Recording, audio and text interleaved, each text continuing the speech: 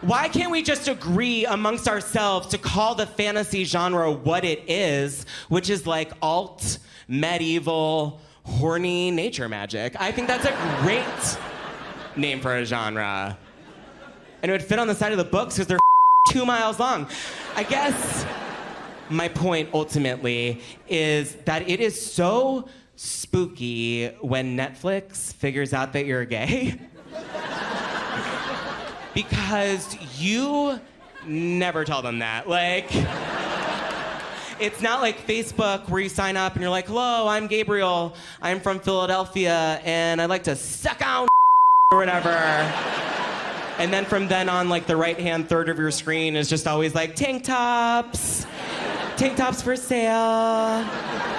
Tank top vacation, $1 just for you, Gabriel. Like, you don't tell Netflix anything about yourself, just like your email address and your billing zip code, and they figure out that you're gay over time using some like judgment algorithm or whatever behind the screen that's just like totally like paying attention to what you run. They're like, oh, you watch that, huh?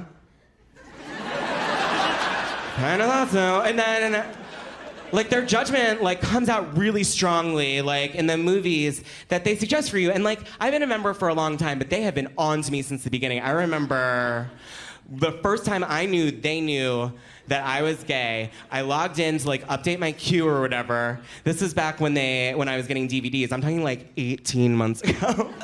Like they knew it. Like I was updating my queue, I logged in, they were like, Dear Gabriel, based on your 5-star review of 13 going on 30, we think you might really enjoy the entire Jonathan Taylor Thomas library. And it's like, yeah, I'd probably love it, but why don't you watch your tone? And now it's like a much more complex site, and like their judgment is more complicated too. Like now their judgment comes out in the form of these long made up genres or whatever that I guess are about me. And now when I log in, it's like top 10 for Gabriel, non-cerebral thrillers that take place during the day. Or like costume comedies starring only women and one little fat boy. Tom Hanks takes the longest piss in it, and it's like, that's not a genre anymore. You're just describing a league of their own. Which I'd love to watch. I wonder why. I guess I can't just stay at home and watch TV and watch movies. I have to get out there and actually meet people. I know that. But for me, I'm really not good at dating. Like, I feel like I'm okay at speaking in public, but I, for some reason, cannot speak in private. Like, I can't mingle.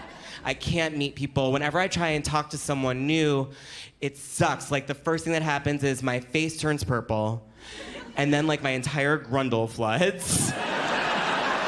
And then my falls off, and I actually pass away. So I have to be careful out there.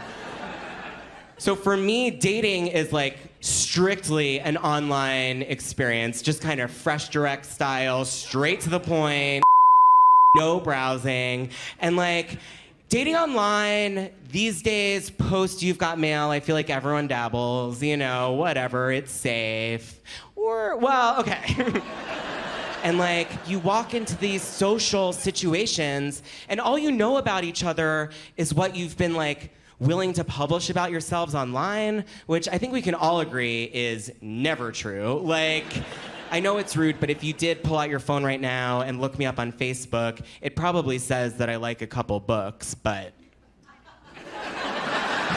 you guys, I don't like any books. Any books.